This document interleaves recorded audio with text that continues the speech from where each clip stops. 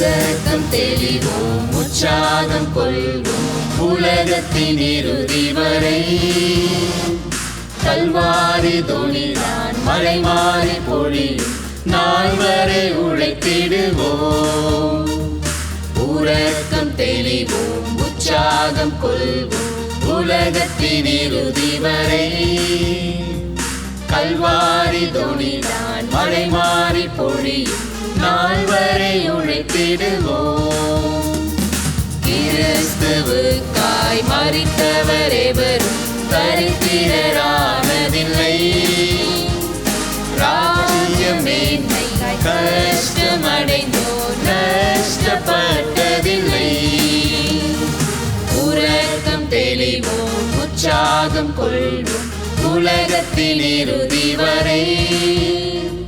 கல்வாரி தொனிதான் மழை மாறி பொழியும் நாள் வரை உழைத்திடுவோம். வருகையின் சத்திய மகளமும் முழங்க அலை அலையாய் வருவே. ஆண்டவரே சீக்கிர வருகை ஆர்ப்பரிக்க வருவே. உறக்கம் தெளிவோம், உற்சாகம் கொள்வோம் உலகத்தின் இறுதி வரை. கல்வாரி தொனிதான் மழை மாறி பொழியும் நாள் வரை உழைத்திடுவோம்.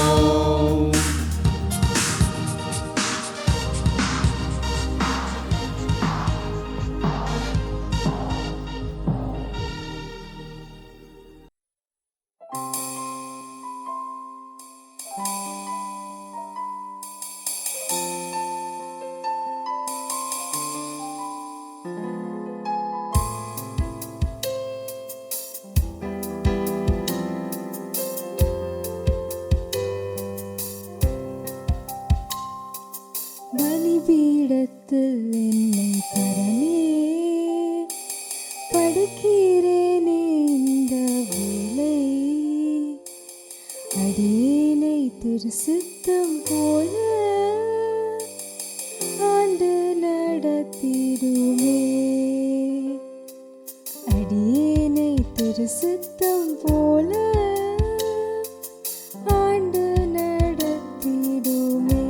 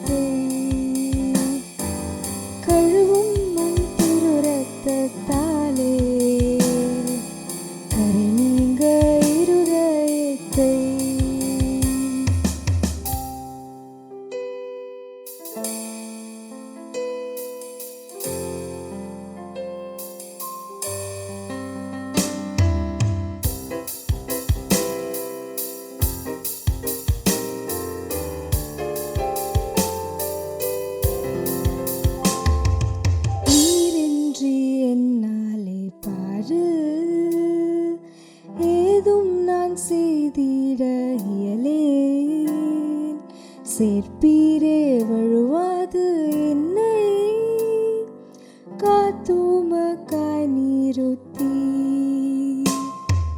சேர்ப்பீரே வழுவாது என்னை காத்துமக்காய் நீருத்தி. கல்வாரி அன்பினை கண்டு விரைந்தோடி வந்தேன்.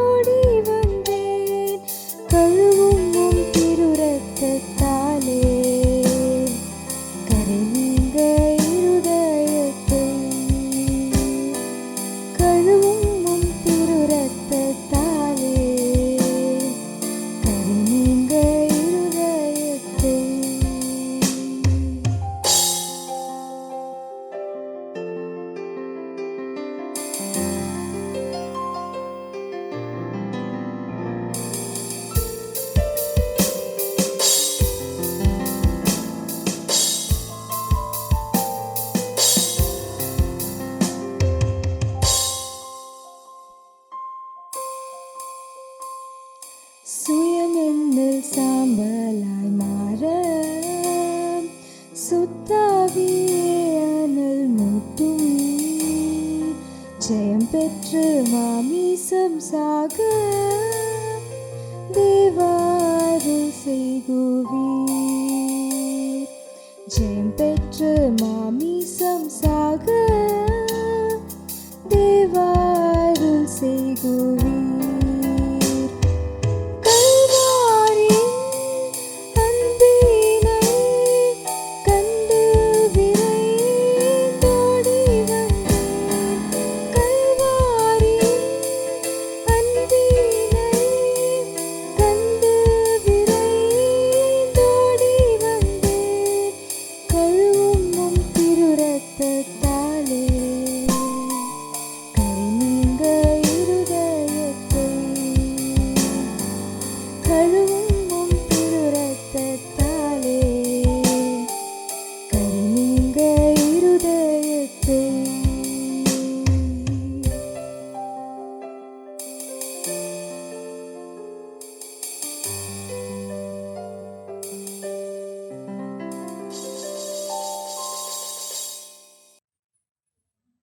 இந்த ஆராதனைக்கு உங்களை அனைவரையும் இயேசுவின் நாமத்தில் நான் வரவேற்கின்றேன்.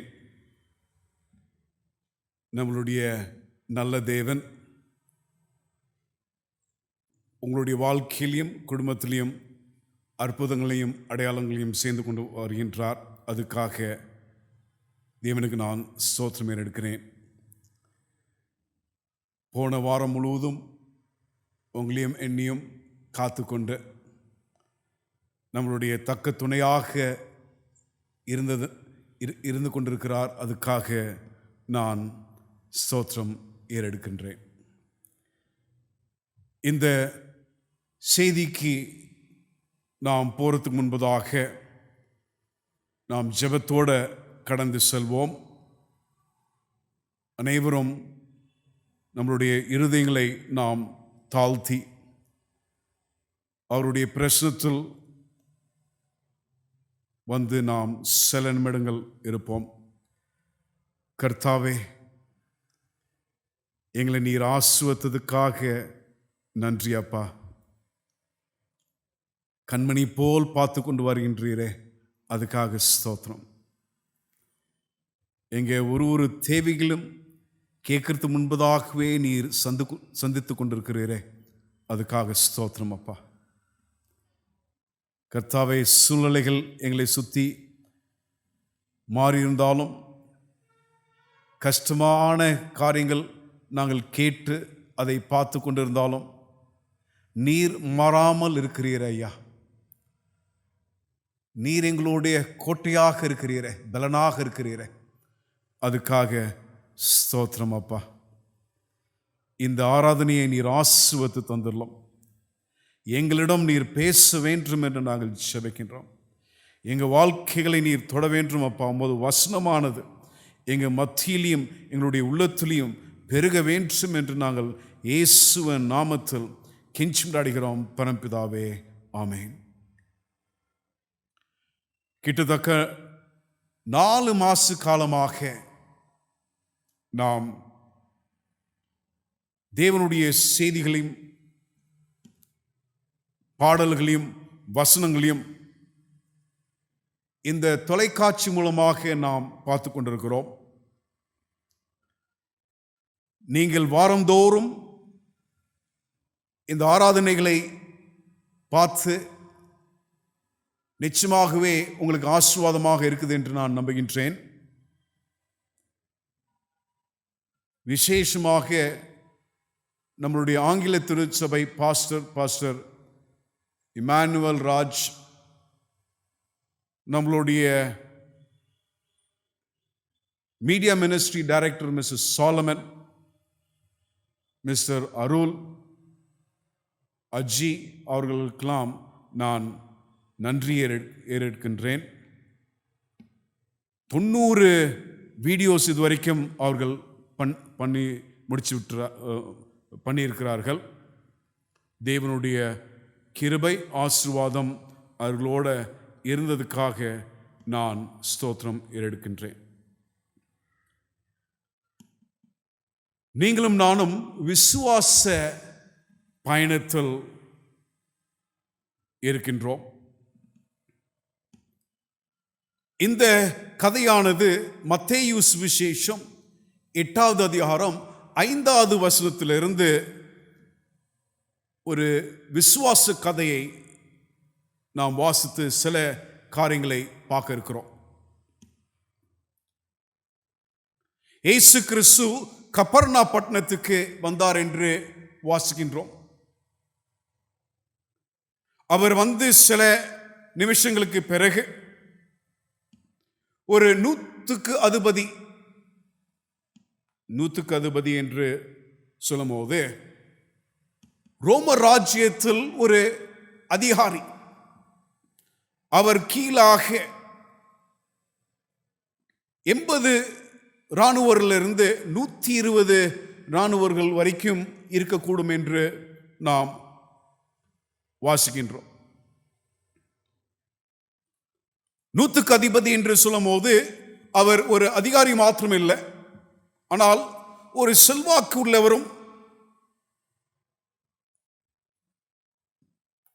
அவர் செல்வாக்கு உள்ளவர் மாத்திரமில்லை, அவர் வந்து ஒரு பலசாலி, ஒரு தைரியமான ஒரு சோல்ஜர். அதனால்தான் அவருக்கு அதிகாரம் கொடுக்கப்பட்டு அவர் கீழாக 80 ஒரு வேளை 120 இராணுவர்கள் போல் இருக்கிறதை நாம் வாசிக்கின்றோம். அவர் இயேசுவிடம் வந்து ஒரு கோரிக்கையை வைக்கின்றார். என்னுடைய வேலைக்காரன் முடங்கி இருக்கின்றான், அவன் ரொம்ப உபத்திரத்தில் இருக்கின்றான். இயேசு கிறிஸ்துவை பார்த்து அவர் கெஞ்சி கேட்கின்றார். நிச்சயமாகவே இயேசு கிறிஸ்து ஒன்றை வரத்துக்கு முன்பதாக அவர் மருந்து மாத்திரைகள், இந்த டாக்டர் அந்த டாக்டர் என்று ஊரில் இருக்கிற டாக்டர்லாம் பார்த்து முடித்து, இந்த வைத்தியம் அந்த வைத்தியம் என்று எல்லாத்தையும் முடித்துவிட்டு எதுவும் சுகம் அடையவில்லை என்று அந்த சூழ்நிலையில் இயேசு கிறிஸ்து ஒன்றே வந்தார்.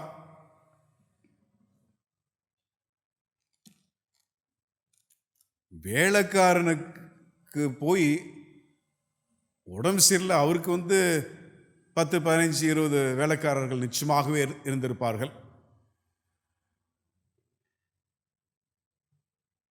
ஒரு வேலைக்காரனுக்கு உடம்பு சரியில்லை என்று அந்த மனிதனுடைய நன்மைக்காக இயேசு கிறிஸ்துவை தேடி வாரார் என்று நாம் பார்க்கின்றோம். இயேசு கிறிஸ்து இந்த தலைவரை பார்த்து, நான் உங்களுடைய வீட்டுக்கு வந்து அந்த மகனுக்கு சுகம் அளிக்கிறேன் என்று சொன்னார். அதுக்கு அவர், நான் தகுதியற்றவன், ஒரு வார்த்தை சொன்னால் போதும் என்று விசுவாசத்தோட பேசுகிறான் என்று பார்க்கின்றோம். அப்பொழுது இயேசு கிறிஸ்து 100க்கு அதிபதியுடைய விசுவாசத்தை பார்த்து, இஸ்ரேல் தேசத்தில் இப்பேற்பட்ட விசுவாசத்தை காணவில்லையே என்று அவர் வருந்துகின்றார். விசுவாசத்தை பற்றி இயேசு கிறிஸ்து பேசும்போது நாம் வித்தியாசமான ஒரு 4 வார்த்தைகளை நாம் பார்க்கின்றோம். விசுவாச உள்ள ஒரு வேலைக்காரன், faithful servant. விசுவாசம் இல்லாத ஒரு கோத்திரம், faithless generation. குறைந்த விசுவாசம், little faith. பெரிய விசுவாசம், great faith என்று அவர் இந்த விசுவாச பயணத்தை ஒரு 4 விதமாக பிரிக்கிறதை நாம் பார்க்கின்றோம். இந்த காலகட்டத்தில் சூழ்நிலைகள் வித்தியாசமாக இருக்கிற சமயத்தில் சம்பாத்தியம் குறைந்து இருக்கிறதுனால் பிள்ளைகளுடைய படிப்புகள் நின்று இருக்கிறதுனால், நம்ம குடும்பத்தில் சிலவர்கள் வியாதியாக இருக்கிறதுனால் நம்மளுடைய விசுவாசமானது எப்படி இருக்குது என்று நாம் சோதிக்க இருக்கிறோம். ஒருவேளை என்னையே போல் அந்த யூதர்கள் போல் விசுவாசம் குறைந்து இருந்தால் நம்மளுடைய விசுவாசத்தை எப்படி பலப்படுத்த வேண்டும் என்று நாம் சில காரியங்களை பார்க்க இருக்கின்றோம். ரொம்ப ஆச்சரியமான ஒரு காரியம் என்ன என்று பார்க்கும்போது, விசுவாசம் இல்லாத கோத்திரம் என்று சொல்லும் போது, குறைந்த விசுவாசம், அற்ப விசுவாசம் உள்ளவர்கள் என்று சொல்லும் போது, அதை யாரை பார்த்து சொல்றார் என்று பார்க்கும்போது, சீடர்களை பார்த்து, யூதர்களை பார்த்து, சத்தியத்தை அறிந்தவர்களை பார்த்து, விசுவாசிகளை பார்த்து, உங்களை பார்த்து, என்னை பார்த்து சொல்லுகின்றார். 2 முறை பெரிய விசுவாசம் என்று வேதம் எழுதும் போது 2 முறையும் அந்நியர்களை பார்த்து அவர் கூறுகிறார் என்று நாம் வாசிக்கின்றோம். விசுவாசம் அற்ப விசுவாசிகளை என்று சொல்லும் போது, முதலாவது ஒரு வசனத்தை வாசிப்போம். மத்தேயு 6வது அதிகாரம் 30வது வசனத்தை வாசிக்க கேட்போம். மத்தேயு, உங்களுடைய வேதத்தை நீங்கள் எடுத்துக்கொள்ளுங்கள். ஒரு 7 வசனம் 7-8 வசனம் வாசிக்க இருக்கிறோம். நீங்களும் வாசிக்கும் போது அந்த வசனத்தை அந்த இடத்துக்கு திருப்பும்படியாக நான் கேட்டுக்கொள்கின்றேன். மத்தேயு 6வது அதிகாரம் 30வது வசனத்தை நாம் வாசிக்க கேட்போம். அற்ப விசுவாசிகளே, இன்றைக்கு இருந்து நாளைக்கு அடுப்பிலே போடப்படும் காட்டு புல்லுக்கு தேவன் இவ்விதமாக உடுத்துவித்தால் உங்களுக்கு உடுத்துவிப்பது அதிக நிச்சயம் அல்லவா? அற்ப விசுவாசிகளே, இந்த பகுதியில் வாசிக்கும் போது மத்தேயு 6வது அதிகாரம் 25வது வசனத்திலிருந்து 34வது வசனம் வரைக்கும் நான் வாசிக்கும் போது, தேவன் எவ்விதமாக அவருடைய சிருஷ்டிப்புகளை பார்த்து கொண்டு வரார் என்று இங்கே வர்ணிக்கிறார்கள். அந்த புல்லை அவர் எப்படி பார்த்துக் கொள்கிறார், அழகான பூக்களுக்கு எப்படி அவர் ஜோடிக்கிறார், பறவைகளுக்கு எப்படி அவர் போஷிக்கிறார் என்று நாம் வாசிக்கின்றோம். கவலைப்படாதே,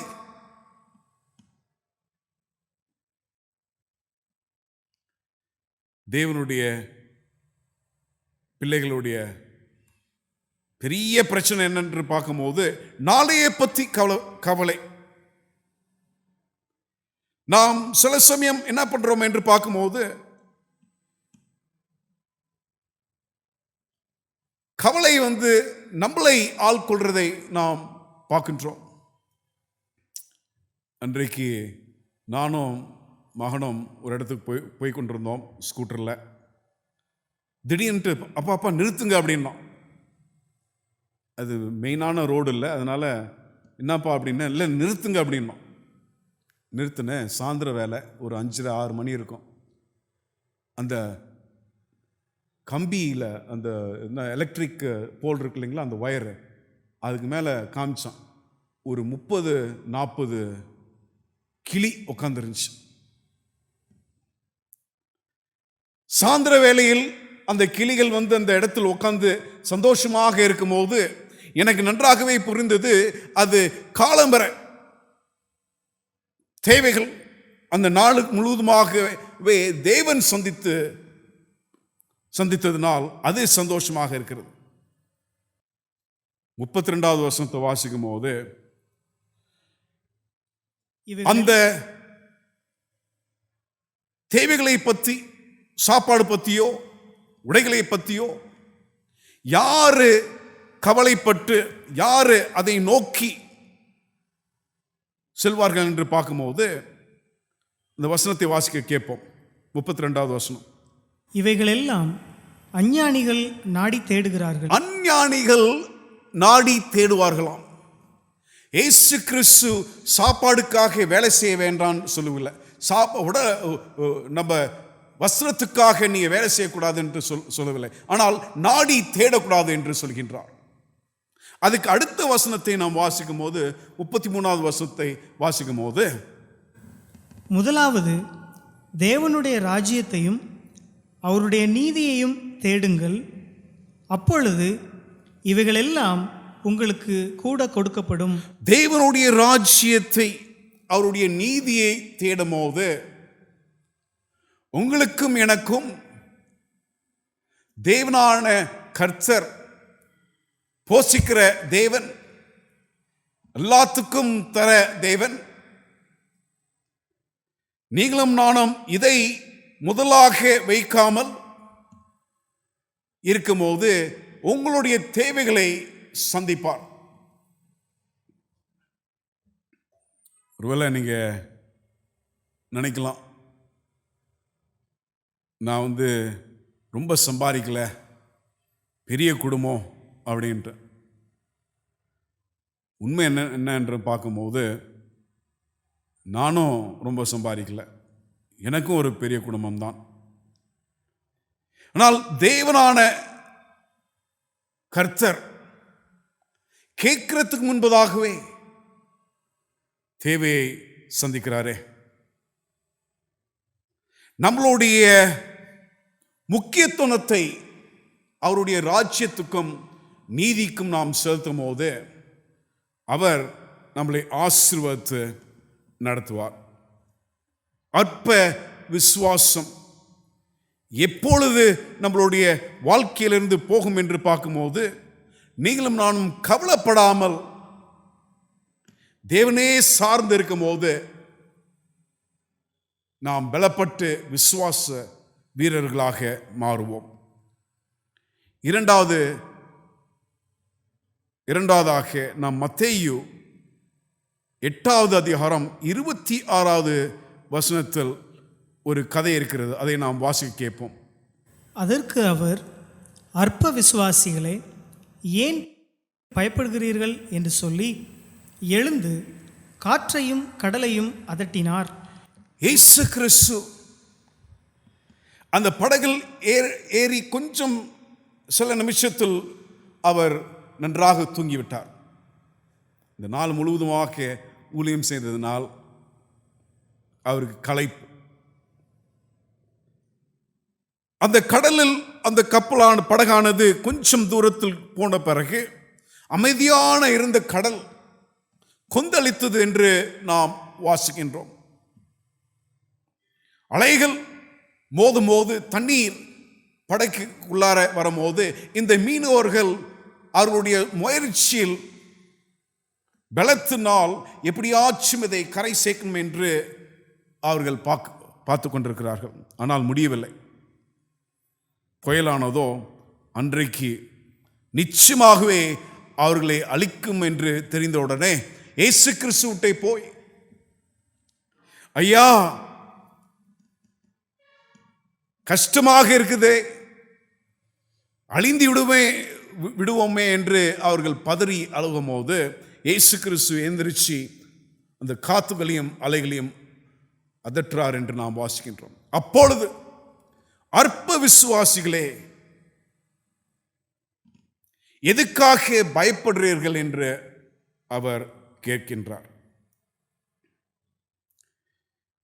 என்ன ரொம்ப எனக்கு புரிஞ்சிச்சு என்று பார்க்கும்போது, இயேசு கிறிஸ்து நம்மளுடைய படகில் இருந்தாலும் நம்மளுடைய படகானது அசைக்கப்படும். இயேசு கிறிஸ்து நம்ம வாழ்க்கையில் இருந்தாலும், முதல் இடம் கொடுத்திருந்தாலும், உங்களுக்கும் எனக்கும் சோதனைகள் பிரச்சனைகள் நிச்சயமாக வரும். என்ன என்று பார்க்கும்போது மித்தவர்களோட அதிகமாக. அதனால தான் தாவீது ரொம்ப இடத்தில் எழுதுகின்றார், அந்நியனோ, உண்மையை தெரியாதவனோ, அக்கிரமக்காரனோ செழிப்பாக காணப்படுறான் என்று அவர் வருத்தப்படுறார். தேவனுடைய பிள்ளைகள் கண்ணீரோடு இருக்கிறார்கள் என்று அவன் புலம்புகின்றான். தாவீது சங்கீதக்காரன். தேவனுடைய பிள்ளைகளுக்கும் புயல் வரும். ஆனால் என்ன, நம்ம உங்களுக்கும் எனக்கும் ஞாபகத்தில் வைத்துக் கொள்ளும் என்று பார்க்கும்போது, இந்த புயலானது கடந்து செல்லும். இந்த புயலானது நம்ம வாழ்க்கையை திசையோ நம்ம வாழ்க்கையை மாற்றாமல் தேவன் காத்துக்கொள்வார் என்று அந்த நம்பிக்கையோடு நாம் இருக்க வேண்டும். 2 வருஷத்துக்கு முன்பதாக சென்னையில் வேலை செய்து கொண்டு செங்கல்பட்டில் நாங்கள் வசித்து கொண்டிருந்தோம். ஒரு புயலானது அடிக்க ஆரம்பிச்சது. 120 கிலோமீட்டர் விண்ட் ஸ்பீட். அந்த நாள் முடிகிறதுக்குள்ள 135 கிலோமீட்டர் விண்ட் ஸ்பீட். ஆயிரக்கணக்கான மரங்கள், பெரிய பெரிய மரங்கள் மெட்ராஸ் பட்டணத்தில் விழுந்து சாய்ந்தது என்று நாம் பார்க்கின்றோம். என்னுடைய மகள் மெட்ராஸ் கிறிஸ்டியன் காலேஜில் படித்து கொண்டிருந்தான். அந்த சமயத்தில் அந்த காலேஜில் நிறைய மரங்கள், அழகழகான மரங்கள். அந்த புயலுக்கு பிறகு போனீங்க என்று பார்க்கும்போது முக்காவாசி மரங்கள் கீழே விழுந்தது. விசேஷமாக அந்த புதுக்கோட்டை, தஞ்சாவூர் அந்த பகுதியில் தென்னந்தோப்பு வைத்து இருந்தவர்களுக்கு பெரிய நஷ்டம். ஆயிரக்கணக்கான தென்னைமரம் விழுந்தது என்று நாம் பார்க்கின்றோம். ஒரு 2-3 வாரம் இந்த புயலுக்கு பிறகு நான் புதுக்கோட்டை பகுதியில் ஒரு சபைக்கு பிரசங்கம் பண்ணணும் என்று போய்கொண்டிருந்தேன். பஸ் ஜன்னலிருந்து வெளியே பார்க்கும்போது நூற்றுக்கணக்கான தென்னை மரங்கள், ஆயிரக்கணக்கான தென்னை மரங்கள் எல்லாம் விழுந்திருக்கிறதை நான் பார்த்தேன். ஒரு அரை மணி நேரம் கழிச்சு அப்படியே பார்த்து கொண்டிருக்கும் போது ஒரு மரம் தூரத்தில் அப்படியே நின்று கொண்டிருந்தது. நான் மறுபடியுமாக அதை கவனமாக பார்க்கும்போது ஒரு தென்னை மரம் அங்கு நின்று கொண்டிருந்ததை பார்த்தேன். மனதுக்குள்ள நினைச்சுக்கிட்டேன், இது கிறிஸ்துவ தென்னை மரமாக இருக்குமோ? புயல் வந்தாலும் காற்றுகள் வந்தாலும் அசைந்து அந்த மரமானது அங்கேயும் இங்கேயும் அசைந்து, ஆனால் விழுகாம காணப்படுதே. அற்ப விசுவாசிகள் பயப்படுவார்கள், விசுவாசம் உள்ளவர்கள் அந்த புயல் தாண்டி போகும் என்று நம்பி அவர்கள் நிற்பார்கள் என்று நாம் பார்க்கின்றோம். உங்களுடைய விசுவாசம், என்னுடைய விசுவாசம்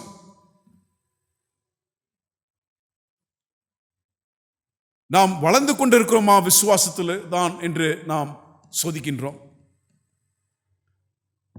அற்ப விசுவாசிகளாக இருக்கிறோமா இல்லை என்று உங்களை பார்க்கும்போது, என்னை பார்க்கும்போது தேவன் பெரிய விசுவாசம் உள்ளவர்கள் என்று, ஆபிரகாம் போல் இருக்கிறார்கள் என்று கூறுவார்களா?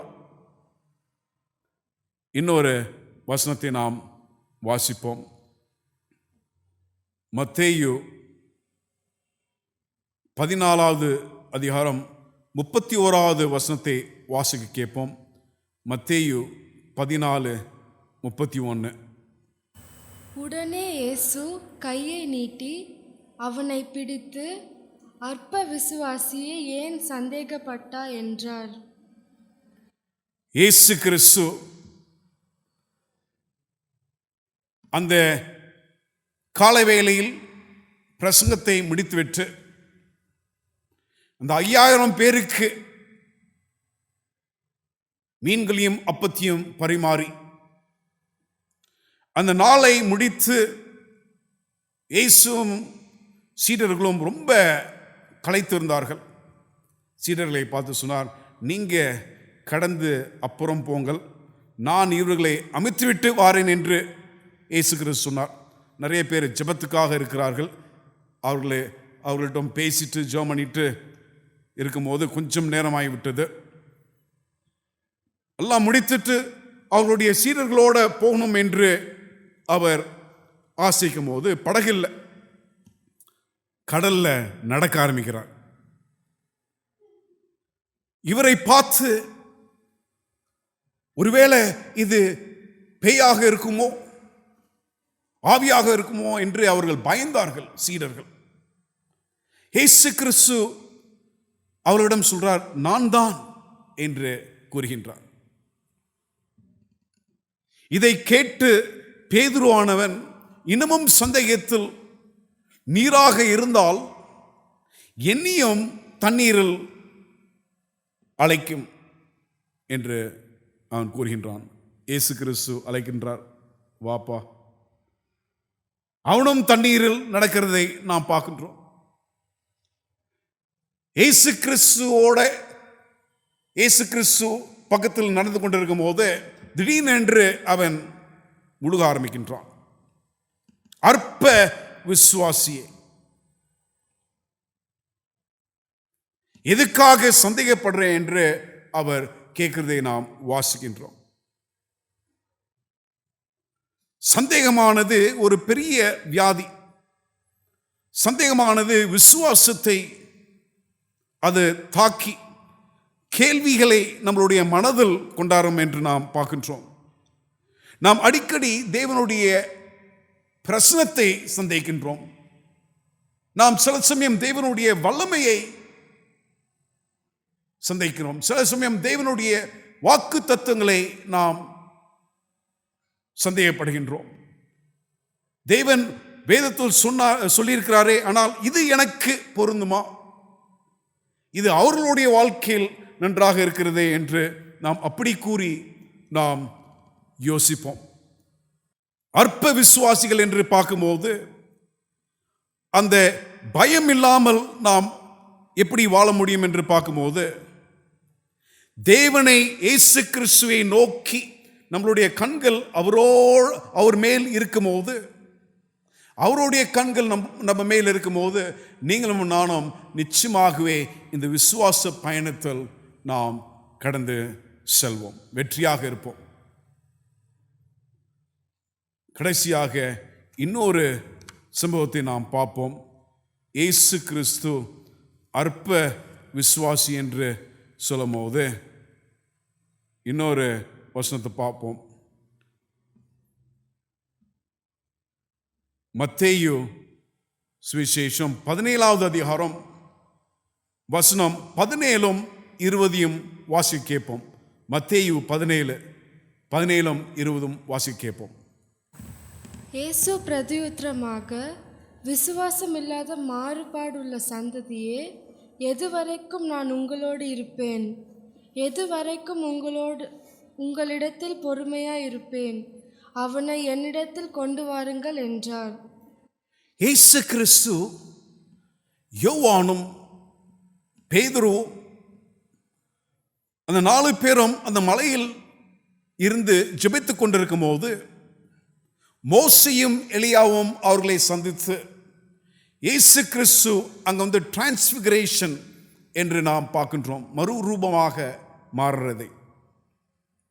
அந்த சமயத்தில் மலை அடிவாரத்தில் மித்த சீடர்கள் இருக்கும்போது ஒரு மனிதனானவன், அவனுடைய மகன் அசுத்த ஆவியினால் அவன் பல தொல்லைகள் பிரச்சனை இருக்கும்போது அந்த மகனை கொண்டு வந்து இந்த மகனுக்கு விடுதலை தரும் என்று கேட்டார். அந்த சீடர்களோ பல ஜெபங்களை செய்து சத்தமாக ஜெபித்து அவர்கள் இதும் அதும் பண்ணாலும் அந்த அந்த சாத்தானானது வெளியே போகவில்லை. அந்த சமயத்தில் இயேசு கிறிஸ்து மலையிலிருந்து கீழே வர்றதை பார்த்து அந்த தகப்பனார் அவனுடைய மகனை கொண்டு போய் கொடுக்கிறார். உங்களுடைய சீடர்களிடம் நான் கொடுத்தேன், அவர்கள் விடுதலை கொடுக்க முடியல என்று. எவ்வளவு நாளாக நான் உங்களோட இருப்பேன்? அற்ப விசுவாசிகளே, எதுக்காக நீங்கள் நான் கொடுத்த பொறுப்பை உங்களால் செய்ய முடியல? அற்ப விசுவாசிகளே, நான் கூறியிருக்கிறேனே, நீங்கள் எனக்கு மேலாக காரியங்கள் செய்வீர்கள் என்று. எதுக்காக நீங்க நம்பவில்லை? அற்ப விசுவாசிகளே, பரிசுத்த ஆவியின் அபிஷேகத்தை உங்களுக்கு தந்திருக்கிறேனே, நீங்கள் கை வைத்து ஜெபம் செய்தால் அந்த அந்த வியாதிகள் சென்று விடுமே. நீங்கள் ஒரு வார்த்தை சொன்னால் அந்த மகனுக்கோ மகளுக்கோ விடுதலை கிடைக்குமே. அற்ப விசுவாசிகளே, when we are unwilling to accept the responsibility that God has given us, when we are unwilling to be empowered by the Holy Spirit, then our journey of faith is hindered. பரிசுத்த ஆவியினால் நீங்களும் நானும் பலப்படாமல் இருக்கும்போது, குறித்த பொறுப்பை நாம் செய்யாத போது, நம்மளுடைய விசுவாச பயணமானது நாம் முன் செல்ல முடியாது என்று நாம் பார்க்கின்றோம். இந்த காரியம்லாம் நடந்துட்டு பிறகு சீடர்கள் இயேசு கிறிஸ்து கேட்குறாங்க, என்ன ஆச்சு? நாங்களும் ஜெபம் பண்ணோமே, எதுக்காக இந்த சாத்தானை துரத்த முடியல? அதுக்கு அவர் சொல்லுகின்றார், நீங்கள் அதிகமாக ஜெபத்திலையும் உபவாசத்திலையும் தரித்து இருக்க வேண்டும். எவ்விதமாக விசுவாசத்தில் வளருவோம் என்று பார்க்கும்போது, நம்மளுடைய முழங்காலில் விசுவாசத்தில் வளருவோம். எவ்விதமாக விசுவாசத்தில் வளருவோம் என்று பார்க்கும்போது, அவருடைய பிரசன்னத்தில் இருக்கும்போது நாம் விசுவாசத்தில் வளருவோம். எவ்விதமாக விசுவாசத்தில் நாம் வளருவோம் என்று பார்க்கும்போது, அவருடைய வேதத்தை தியானிக்கும் போது நாம் விசுவாசத்தில் வளருவோம். ஒரு சில நிமிஷங்கள் மாத்திரம் மறுபடியுமாக நம்ம கதைக்கு போவோம். மத்தேயு 8வது அதிகாரம். அந்த 100க்கு அதிபதியை பார்த்து பெரிய விசுவாசம் உள்ளவன் என்று எதுக்காக கூறுகிறார் என்று நாம் மறுபடியுமாக ஒரு சில நிமிஷம் அந்த வசனத்தை நாம் சோதிப்போம். மத்தேயு 8வது அதிகாரம் வசனம் 8ம் 9ம் வாசிக்க கேட்போம்.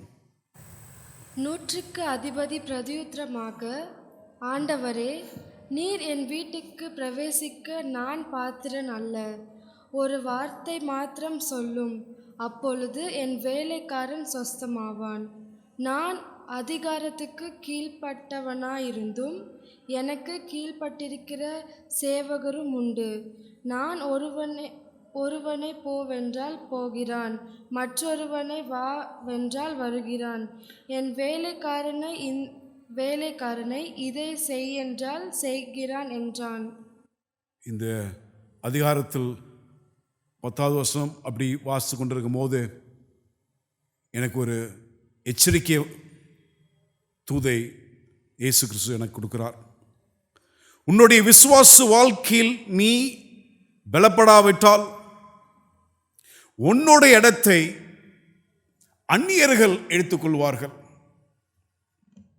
தேவனுடைய ராஜ்யத்திற்கு இருக்கிற மக்கள், நியமித்தவர்கள், அழைத்தவர்கள்லாம் வெளியே போய்விடுவார்களாம். ஏனென்று பார்க்கும்போது அவருடைய விசுவாச வாழ்க்கையில் அவர்கள் தோல்வி அடைந்து விட்டார்கள். இந்த மகனை பார்த்து உன்னுடைய விசுவாசமானது பெரிய விசுவாசம் என்று எதுக்காக சொல்றார் என்று பார்க்கும்போது 3 காரணம். இந்த 100க்கு அதிபதி இயேசுவிடம் சொல்கின்றான், நீர் என்னுடைய வீட்டுக்கு வரத்துக்கு நான் தகுதியற்றவன். நான் தகுதியற்றவன் தான். என்னுடைய தகுதியானது உம்முடைய கிருபை கொடுக்காது. Your unworthiness is not what determines God's action towards you. தேவன் அன்பானவர், கிருபை உள்ளவர். உங்களுக்கு தகுதி இருக்குதோ இல்லையோ, உங்களை நிச்சயமாகவே ஆசீர்வதிப்பார். நீங்களும் நானும் தேவனை தேடி வரும்போது, நீங்களும் நானும் தேவனை நம்ம அவருடைய பிரசன்னத்தை உட்கார்ந்து நாம் போராடும் போது நிச்சயமாகவே நம்மளுடைய வாஞ்சைகளை பூர்த்தி செய்வார். அதனால் அவனுடைய விசுவாசம் பெரிது என்று அவர் கூறுகின்றார். இரண்டாவதாக, ஒரு வார்த்தை சொன்னால் போதும், வேதத்தை வாசித்திருக்கிறான் இவன். லூக்கு இந்த நூத்துக்கு அதிபதியை பற்றி எழுதும் போது சொல்றார், இந்த மனிதனானவன் யூதர்களுக்காக பல ஆலயத்தை கட்டி கொடுத்திருக்கிறார். synagogues. He has helped build many synagogues. வேதத்தை படித்த ஒரு மனிதன், தேவனுடைய வார்த்தையினால் எவ்விதமாக உலகம் வந்தது என்று நன்றாக தெரிந்த ஒரு மனிதன், தேவனுடைய வார்த்தையினால் எப்படி அந்த காத்துகளும் புயலையும் அதட்டினார் என்று படித்த ஒரு மனிதன். அதனால் அவன் கேட்கின்றான், ஒரு வார்த்தை நீர் சொன்னால் போதும். பார்த்தீங்களா, அவர் சொல்றாரு, நான் உன் வீட்டுக்கு உன்னுடைய வேலைக்காரனுக்கு சுஸ்தம் அளிக்கிறேன் என்று. அவன் சொல்றான், ஒரு வார்த்தையை சொல்லும் அப்பா.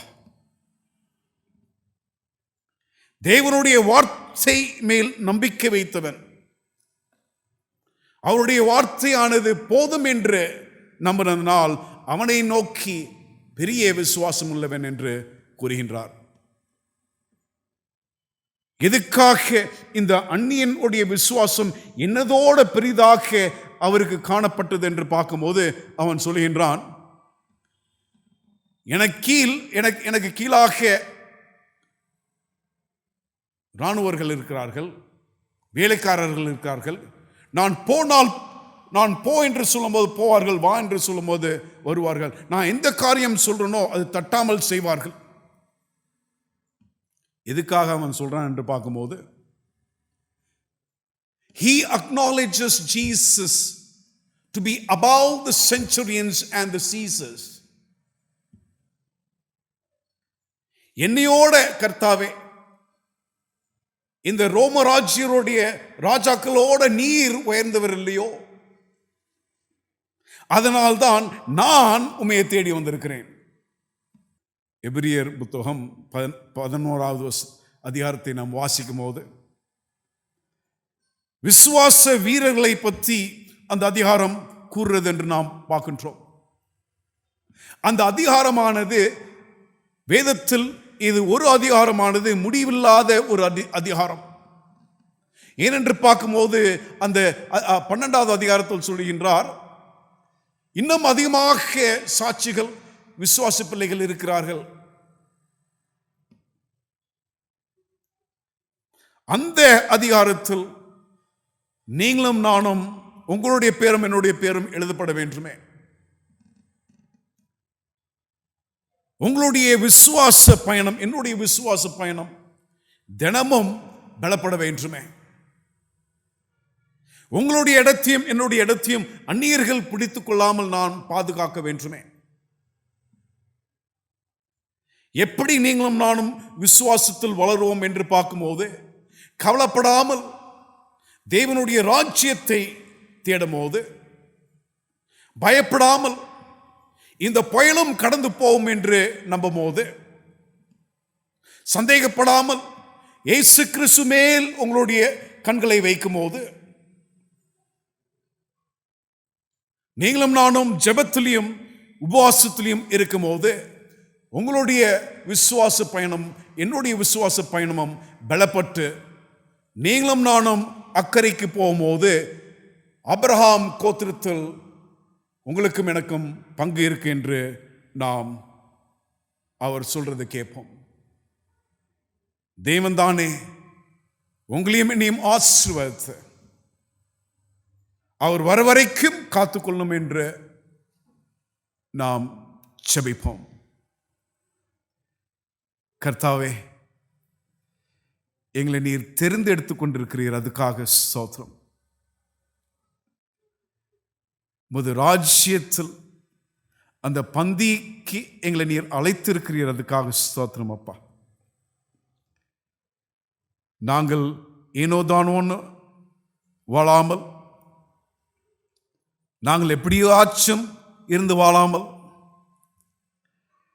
உமது பிரசனத்தில் இருந்து பலப்பட்டு விசுவாசத்தில் வளர்ந்து எங்களுடைய இடத்தை நாங்கள் பிடித்துக் கொள்ளும்படியாக எங்களை நீர் பலப்படுத்தியல்லாம். எங்களையும் எங்களுடைய குடும்பத்தையும் நீர் ஆசீர்வதித்தரலாம். நாங்கள் கர்த்தாவை தினமும் முன் செல்ல வேண்டும். இயேசு கிறிஸ்துவே நோக்கி நாங்கள் நடக்க வேண்டும். மனிதர்களை நோக்கி நடக்காமல், சூழ்நிலையை நோக்கி பயப்படாமல், இயேசு கிறிஸ்துவே நோக்கி நாங்கள் நடக்கும்போது நிச்சயமாகவே அந்த நித்திய ராஜ்யத்தில் நாங்கள் பங்கு பெறுவோம். எங்களை காத்துக்கொள்ளும் அப்பா, எங்களோட தேவனாக இருக்க வேண்டும் என்ற உமது கிருபைக்குள் எங்களை நீர் வழிநடத்த வேண்டும் என்ற நீர் வரும்போது நாங்கள் உமக்காக காத்திருக்க வேண்டும் என்ற இயேசுவின் நாமத்தில் கெஞ்சும் நாடுகிறோம் பரம்பிதாவே, ஆமேன்.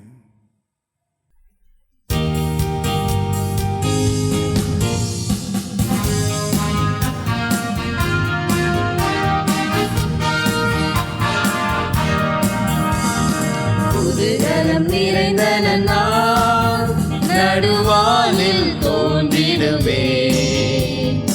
இதுவரை இருந்த துன்பமில்லை, இனி என்றுமே ஆனந்தம்.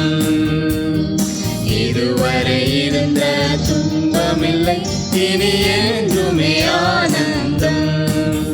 தலைக்கர்த்தனாமே சுனின்று யுத்தம் செய்திடுவார் நன்று. தலைக்கர்த்தனாமே சுனின்று யுத்தம் செய்திடுவார் நன்று. அவர் ஆவியினால் புதுபலன் அடைந்து ஜெய கீதங்கள் பாடிடுவோம். அவர் ஆவியினால் புதுபலன் அடைந்து ஜெய கீதங்கள் பாடிடுவோம். புதுகலம் நிறைந்த நன்னாள் நடுவானில் தோன்றிடுதே. இதுவரை இருந்த துன்பமில்லை, இனி என்றுமே ஆனந்தம். இதுவரை இருந்த துன்பமில்லை, இனி என்றுமே ஆனந்தம். புலி மீதின் சரீரமிட்டு என்று காண்போம் என ஏங்கும்.